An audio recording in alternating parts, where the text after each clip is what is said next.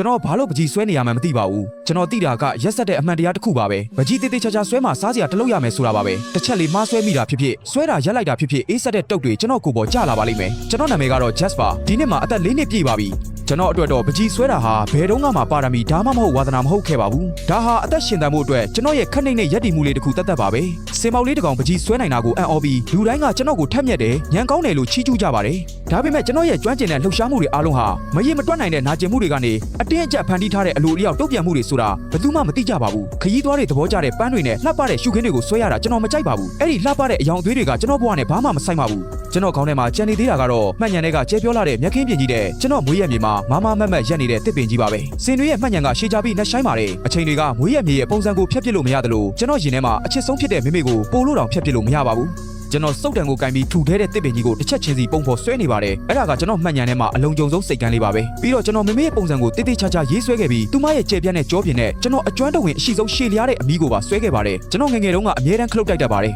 ကျွန်တော်နာမောင်းထိတ်လေးနဲ့မိမိအမီးကိုချိတ်ထားသဖြင့်ကျွန်တော်ဘယ်တော့မှလမ်းမပြောက်ပါဘူးအဲ့ဒါကကျွန်တော်ရဲ့လုံခြုံမှုအားလုံးပါပဲဒါပေမဲ့အခုကျွန်တော်နာမောင်းထိတ်မှာကင်ထားတာကနှွေးထွေးတဲ့အမီးမဟုတ်တော့ပဲအေးဆက်ပြီးတောင့်တင်းနေတဲ့စုပ်တံတစ်ခုပါပဲကျွန်တော်အရန်နှေးကွေးပြီးအာယုံစိုက်ပြီးဆွဲပါတယ်တစ်ချက်လေးမှားသွားရင်ပကြီးကားတွေကမေမေပြောက်ကွယ်သွားပြီးကျွန်တော်ရဲ့တူဦးတဲ့သောတောင်းတမှုတွေအားလုံးအချင်းကြီးဖြစ်သွားမှာကိုကျွန်တော်ကြောက်ပါတယ်ကျွန်တော်မေမေဘေးမှာတင်းငယ်တဲ့ကျွန်တော်ပုံလေးကိုဆွဲလိုက်ပါတယ်ကြီးမားတဲ့ပုံရိပ်တစ်ခုနဲ့တင်းငယ်တဲ့ပုံရိပ်တစ်ခုနှစ်ယောက်သားပကြီးကားပေါင်ပြင်ပကလွတ်လပ်တဲ့ကဘာကြီးကိုအရန်တောင်းတပြီးနှမောင်းတွေကိုစန့်ထုတ်ကစက်ကူရဲ့အစွန်းဘက်ကိုအတူတကွမျက်နှာမူထားကြပါတယ်ဒါပေမဲ့စက်ကူမှာနယ်နိမိတ်တွေရှိပြီးကျွန်တော်ဘဝမှာပို့ပြီးတော့တောင်လွတ်မြောက်လို့မရတဲ့လှောင်ရင်တစ်ခုရှိနေပါတယ်ပကြီးကားတွေကဗလာကျင်းနေတဲ့တစ်ပင်ထိပ်ဖျားကိုကြည့်ရင်ကျွန်တော်ရင်ထဲမှာအရန်နာကျင်ရပါတယ်ကျွန်တော်မွေးရမြေကတစ်ပင်ကြီးမှာစိမ့်လန်းတဲ့အကိုင်းခတ်တွေနဲ့အရွက်တွေရှိခဲ့တာကိုကျွန်တော်မှတ်မိနေပါတယ်လူအများစုကကျွန်တော်ကိုအိမ်မက်မက်သမျှရှောက်လုပ်နေတာလားလို့မေးကြပါတယ်တကယ်တော့ဒီလိုပါပဲဘာလို့လဲဆိုတော့ CNU ဈေးကွက်ထဲမှာအမှတ်တစိမ့်တူပစ္စည်းတွေကိုကျွန်တော်ရခဲ့လို့ပါနာမည်ကြီးအမှတ်တစိမ့်နဲ့ပုံစံတူအိမ်မက်ခေါင်းအောင်ကိုတရားဝင် website ဈေးနှုန်းရဲ့30ကနေ40%လောက်နဲ့ဝယ်လို့ရပါတယ်လက်တလုံးမှာအရှမ်းရွေးဈေးကွက်ရဲ့ဈေးနှုန်းချိုးဖျက်မှုအခမ်းအနားကြီးစတင်နေပြီဖြစ်ပြီးနေ့စဉ်ရက်ဆက်ဈေးနှုန်းတွေကိုပြင်းပြင်းထန်ထန်ချချောင်းနေပါတယ်။အော်ရာမတင်ခင်ရှမ်းရွေးကိုအရင်ကြည့်ပါ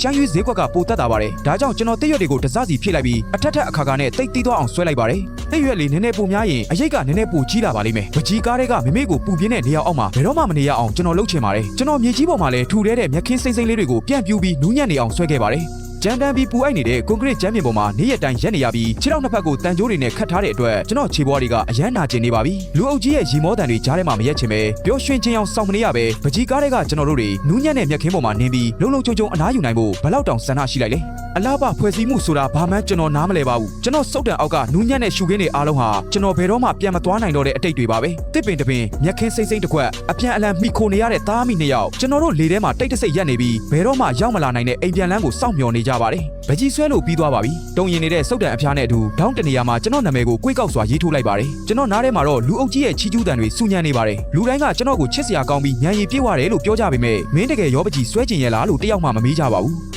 ကဘာကြီးကသဘောကျနေတဲ့ဒီအရေးချင်းပြပွဲဟာအနှစ်သာရအဖြစ်တော့ရက်ဆက်တဲ့ရင်ပေါအောင်လေ့ကျင့်မှုတစ်ခုပါပဲကျွန်တော်စုပ်တံအောက်ကမြင်းချောင်းတိုင်းဟာပါရမီကိုဖုံးကွယ်ထားတာမဟုတ်ပဲကျွန်တော်ရင်အောက်ခြေမှာပုံကွယ်နေတဲ့ကြောက်ရွံ့မှုနဲ့လွမ်းဆွမှုတွေပြီးတော့ဘယ်နေရာမှာမှထားစရာမရှိတဲ့အားကိုးရမဲမှုတွေကိုဖုံးကွယ်ထားတာပါကျွန်တော်ဟာတိုးရိုင်းတွေကလွတ်လပ်တဲ့စင်ပေါက်လေးတစ်ကောင်ဖြစ်တင်တာပါနှာမောင်းထိတ်လေးနဲ့မိမိအမီးကိုရစ်ပတ်ပြီးမျက်ခင်းပြင်မှာပြေးလွှားကရှွန့်ပွက်ထဲမှာလူးလိမ့်ပြီးလေပြေနဲ့နှွေးထွေးတဲ့နေရောင်ကြီးကိုစိတ်ကြိုက်ခံစားရမှာပါစတူယန်ပုံပကြီးကားချက်ရှိမှပိတ်လောင်ခံရပြီးသူ့စိမ့်တွေကိုအဆုံးမရှိတဲ့လွမ်းဆွမှုတွေနဲ့ပျော့အောင်မလုပ်ပေးသင့်ပါဘူးကျွန်တော်မမမတ်တစ်ပင်ကြီးကိုဆွဲနိုင်ပေမဲ့မွေးရမြေကိုတော့ပြန်မသွားနိုင်ပါဘူးကျွန်တော်မိမိပုံစံကိုဆွဲနိုင်ပေမဲ့မိမိအမီးကိုဘယ်တော့မှပြန်ကင်လို့မရတော့ပါဘူးကျွန်တော်လွတ်လပ်တဲ့ကောင်းကင်ကြီးကိုဆွဲနိုင်ပေမဲ့ဒီနေရာမှာပဲတစ်သက်လုံးပိတ်လောင်ခံနေရပါတယ်စက်ကူပေါ်မှာမျက်ခင်းတွေမွေးရမြေနဲ့လွမ်းဆွမှုတွေကိုဆွဲเสียမလို့တော့မဲ့တနေ့ကိုကျွန်တော်အယမ်းမျှော်လင့်ပါတယ်ကျွန်တော်နူးညံ့တဲ့မျက်ခင်းပြင်ပေါ်မှာတကယ်ပဲခြေချခြင်းနဲ့တော်ရိုင်းကလေငင်းကိုခန်းစားပြီးမိမိစီကိုပြေးသွားခြင်းနဲ့ပြီးတော့ကျွန်တော်အတွက်ပဲဖြစ်တဲ့ပူပင်တော့ကကင်းပြီးလွတ်လပ်တဲ့ဘဝစီကိုပြေးသွားခြင်းပါတယ်